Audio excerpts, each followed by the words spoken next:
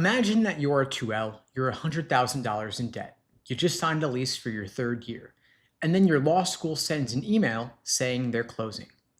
That actually happened to students at Golden Gate University School of Law in San Francisco, a school that had been open for 123 years. Students sued to try to keep it open. The judge said no, and they had to scramble to transfer or walk away with nothing. But the debt followed them either way. Every dollar they borrowed is still owed. The school is gone, but the loans are not. And Golden Gate is not an isolated case. At least 16 accredited law schools have closed or lost their accreditation since 2016. I'm going to name names today. I'll share which ones, what went wrong, and what's coming next because a new federal law could put even more schools on the chopping block. Now, I've been doing this since 2005. I talk to prospective law students every single day, and most of them have never looked up a single data point about the schools they're applying to. Arizona Summit closed, Whittier closed, Florida Coastal, Valparaiso, Charlotte, Concordia, Savannah Law, Indiana Tech all closed. Thomas Jefferson in San Diego lost its ABA accreditation, still operates under California state accreditation, but that degree is not going to let you sit for the bar in most other states. And so if you ever want to move, you've got a problem. Now, Cooley Law School closed 3 of its campuses, and then the main campus nearly lost accreditation also. The ABA put Cooley on probation in September 2025. Their 2-year bar passage rate had dropped to 57%. First-time bar takers dropped to 51%. Second lowest of any ABA law school in the entire country.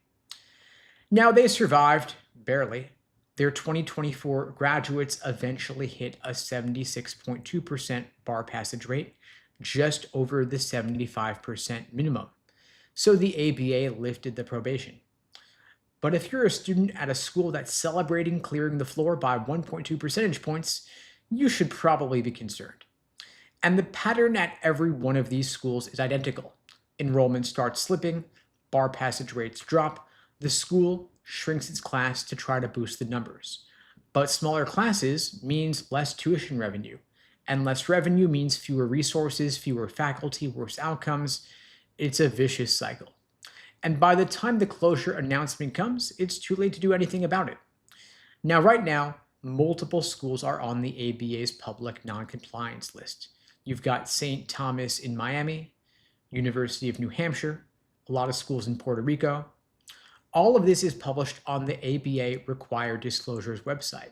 Anybody can look it up, but almost nobody does. Now, if this law school you're targeting is on any of the lists I just mentioned, or you've been through a law school closure, I want to hear from you. I want to hear about your situation. But there's something that happened last year that could make it even much worse for future students. Last July, Trump signed a massive budget bill called the One Big Beautiful Bill Act. And buried inside it is an earnings test that applies to every graduate program at every school that takes federal student loan money. And if graduates of your program don't earn above a certain threshold, your program loses access to federal loans. If the school fails 2 out of 3 years, students can no longer borrow federal money to attend the school. So for any law school that depends on tuition funded by student loans, and that's most of them, it's going to be game over. Now, for law schools specifically, graduates have to earn more than people who have just a bachelor's degree in the same state. And that sounds reasonable until you understand how legal salaries actually work. Law is one of the only fields where salaries split into 2 completely separate groups. About 15% of graduates land at big firms making $225,000 their first year out. Everybody else, the other 85%, makes somewhere between $55,000 a year and $100,000 a year. That's including public interest in smaller firms, government jobs. There's almost nobody in the middle. So let's say you graduate from a lower ranked law school in New York and you get a $65,000 a year job at a small firm. It's a real job. You pass the bar, you're practicing law. But the median lawyer's salary in New York is way higher than $65,000 because it's getting pulled up by all those associates at big firms making $225,000. And so under the new test, your school fails even though you're employed in doing real legal work.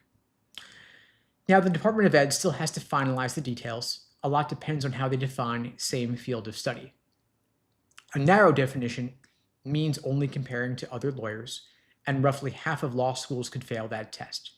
A broader definition means comparing it to paralegals and legal staff also, which would give weaker schools more room. But in big markets like New York, California, and Texas, even the broad definition might not save the weakest programs. Now, the same law also eliminates Grad Plus loans starting in July.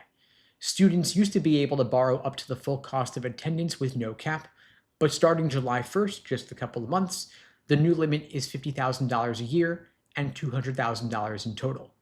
Now, of course, a lot of law schools charge more than $50,000 a year in tuition before you even consider rent. Now, Texas and Florida have both dropped the ABA as their sole law school accreditor.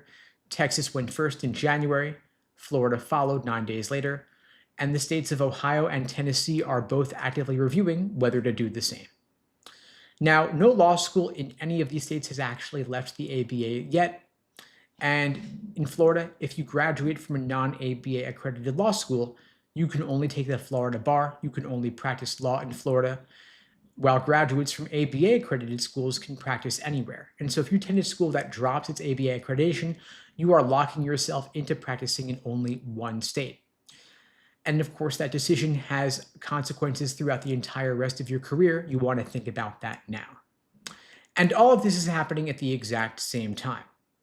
So if I were applying to law school right now, here's what I would personally do. I would look up the ABA required disclosures, pull up every school on the list that you're considering, look at the bar passage rate.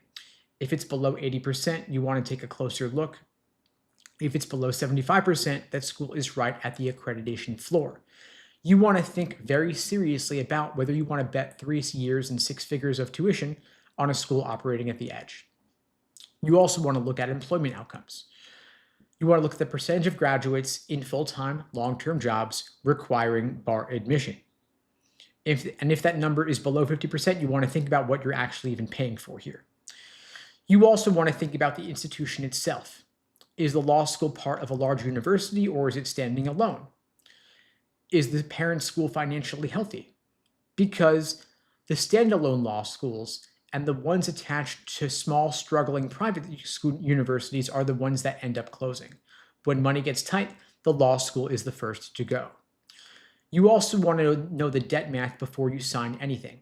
With the new loan limits, you got to know the total cost of attendance and exactly how you're going to cover it.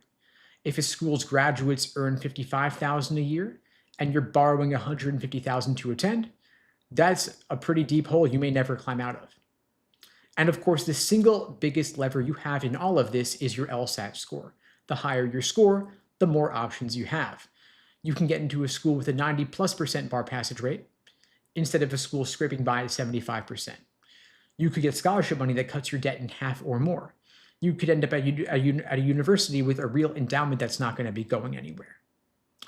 And the gap is getting wider. The latest ABA data shows LSAT medians went up almost 2 points across the board this past cycle.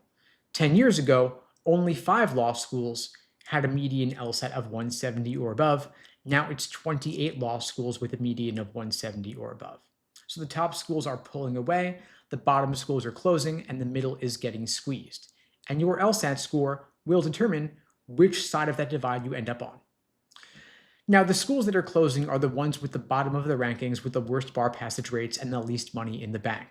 A strong LSAT score is going to keep you away from those schools entirely.